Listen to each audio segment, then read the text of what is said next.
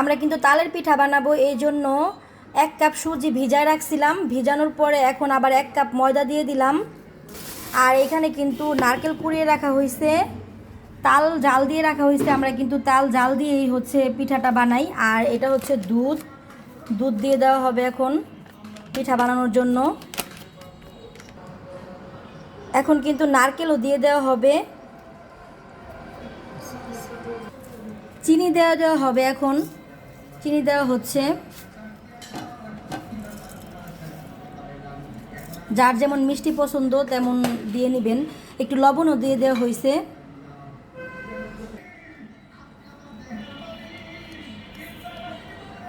কার কার তালের পিঠা পছন্দ অবশ্যই কিন্তু জানাবেন।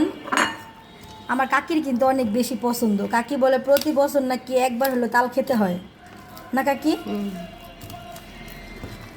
তালটাকে ভালোভাবে মেখে নিয়ে তারপর রেখে দিতে হবে একটু টাইমে।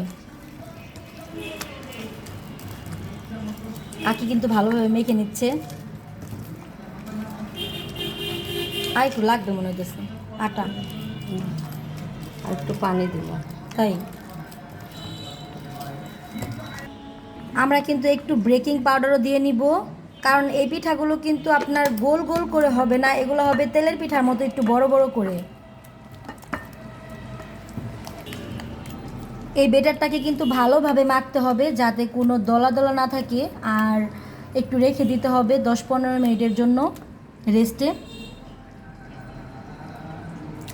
একটু করে পানি দিয়ে নিচ্ছে, বেশি পানি দিবেন না কিন্তু, তাহলে আবার বেশি পাতলা হয়ে যাবে। এজন্য যদি লাগে একটু একটু করে পানি দিয়ে নেবেন। এখন কিন্তু তেল ঢেলে নেওয়া হচ্ছে পিঠা বানানোর জন্য। তেল গরম হয়ে যাওয়ার পরে কিন্তু আমরা পিঠাটা দিয়ে নিলাম। দেখা যাক, দোয়া করবেন সবাই পিঠাটা কেমন হয়, দেখা যাক।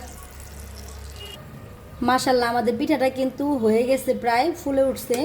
আর আমরা কিন্তু চালের গুঁড়া দেই নাই, আপনারা চাইলে কিন্তু বেটারটা চালের গুঁড়া দিয়ে করতে পারেন। আমরা করছি হচ্ছে আটা আর সুজি দিয়ে। আপনারা চাইলে সুজি আর আটার বদলে চালের গুঁড়া দিতে পারেন। আমরা ওইভাবে দেই নাই, কারণ পিঠাটা নাকি একটু শক্ত হয় এজন্য। পিঠাটা কিন্তু হয়ে গিয়েছে, আমরা কিন্তু উঠিয়ে নিব। তেলটা একটু ঝেঁকে নিতেছে।